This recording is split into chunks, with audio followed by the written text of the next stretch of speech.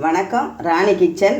நான் இப்போ குழி பணியாரம் செய்ய போகிறேன். கொஞ்சம் மாவு வருஷத்துக்கு புளிப்பாக இருந்து அதில் 2 வெங்காயம் 2 பச்சை மிளகாய் கொஞ்சம் கடலப்பருப்பு உளுத்தம்பருப்பு நல்லா எண்ணெயில் வதக்கிட்டு இப்போ செய்யலாம் வாங்க காட்டுறேன். இப்போ நல்லா வதக்கி தாளித்து இதை கொட்டி வச்சுக்கிறேன் பாருங்கள். இந்த மாவில் இதை நல்லா கலக்கிக்குவோம்.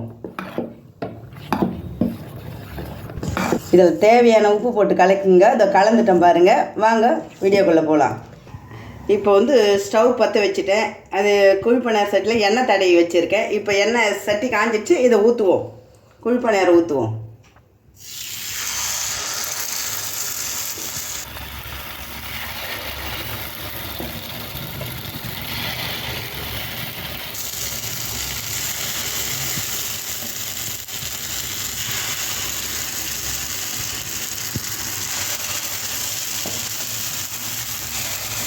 இது ஒரு 5 நிமிஷம் வெந்தால் போதும். மூடி போட்டுருவோம்.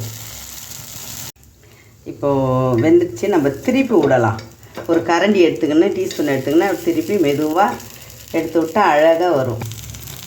நல்லா இப்படி எடுத்து மெதுவாக இப்படி திருப்பி விடுங்க. திருப்பி விட்டு நல்லா வெந்துடும். திருப்பி விட்டு ஒரு 5 நிமிஷம் வேகட்டும். இது குழி பணியாரம் ரெடி ஆயிடுச்சு.